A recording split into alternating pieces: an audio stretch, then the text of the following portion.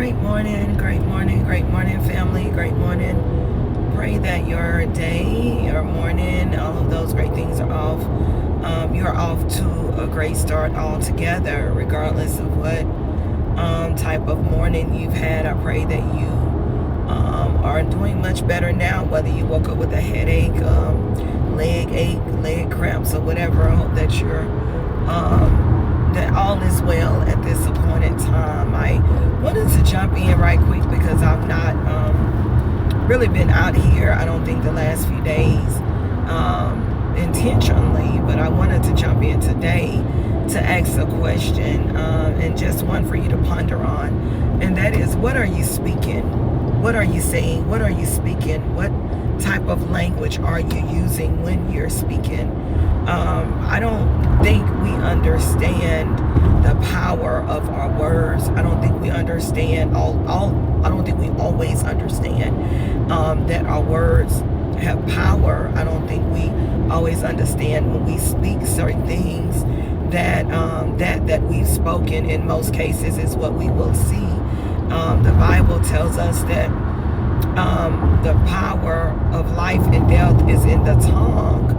And it then says that the power is in the tongue. It says the power of life and death is in the tongue, which means that you and I can speak life, but we also can speak death, and not just over ourselves, but over any situation. You can speak life over a situation. You can also speak death over a situation. I was reading, actually I was reminded of, which caused me to go and read up on it again this morning, when Jesus actually spoke to the storm and he told the storm to be still. One version, I think, he told the storm to quiet. He said, be quiet.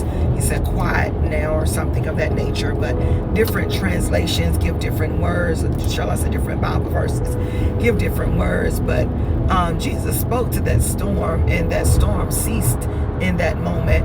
And so I want to tell you, encourage you, shall I say, not tell you, but encourage you that whatever it is that you want to see, make sure that's what you're speaking.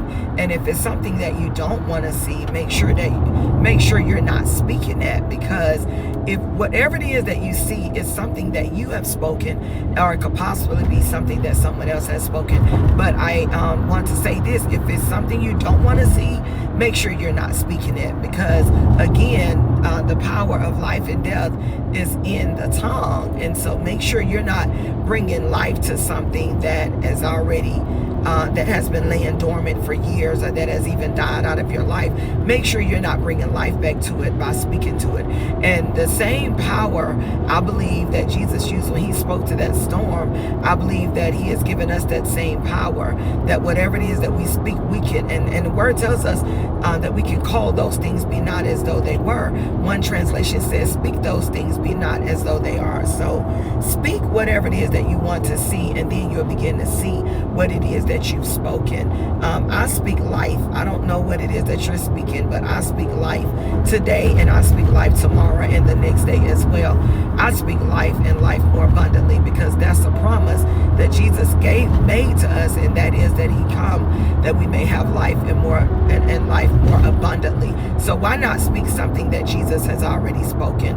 I was looking at that when Jesus was in the boat. The Bible tells us, I believe that particular story may have been written in 3 of the Gospels, I'm thinking. I know it's in Matthew and Mark, because I was reading in Mark this morning. But anyway, I was reading and I was like, wow, it's not that when we speak things that we won't see them. We've got to have faith also in whatever it is that we've spoken, and believing that God will bring it to pass. If you recall, Jesus, at the beginning of that particular parable, he told the disciples, let's go to the other side. He told them, let's go to the other side. And so, first of all, because Jesus is all-knowing, and he's the God that is everywhere at the same time, he already knew about the storm. He already knew the storm would rage in the area that they were going to. So now here it is the disciples are on that boat, and the Bible also talked about there were other boats around them. But anyway, the disciples were on the boat, and Jesus, the Bible tells us he was asleep. And one version says he was asleep on the cushion. I think another version talks about how he was at the lower part of the boat as well. But anyway, we know where he was positioned at on the boat, that he definitely could feel, I'm sure, the rocks and everything, the waves that were happening, that was occurring during the storm. And the Bible says that the disciples, they had awakened him. They woke him up, and they were like, "Teacher, do you not care that we are drowning?" One translation said that we're about to drown. One translation says, "Do you not care that basically that we're about to die? Do you not care?" And Jesus got up. I'm sure I could see him waking up or whatever, or getting up.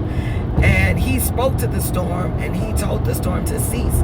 And the disciples was like, "Wow, what manner of man is this, that even the storm, that even the wind obey him?" So I want to say this to you. The wind will obey you and I as well. The storm will obey you and I. And somebody may say, "Well, you're not Jesus." We may not be Jesus himself, but we are definitely representatives of him. So I challenge you today that if you have a storm that you are dealing with, if you have something that you're going through, speak to that situation, speak to that storm, speak to that obstacle, and knowing that even in that moment and in that hour that it has to cease. Just the way the wind obeyed Jesus when he spoke to that storm and told that storm to cease. He spoke to that storm and said, "Peace." You and I can speak peace over every situation. And I'm telling myself that even in things that I have going on, that's going on right now, things that I'm dealing with, I'm speaking peace to that situation, peace to those situations, peace over those storms. And I know that all I have to do, because I've spoken it, all I have to do is believe in the God that gives peace. And peace, guess what, will be manifested. Okay, let's go ahead and make our declarations. I just wanted to jump in and ask you that question. What are you speaking? What are you speaking? Are you speaking life? What are you speaking? Because whatever it is that you're speaking, that's what you'll see manifested.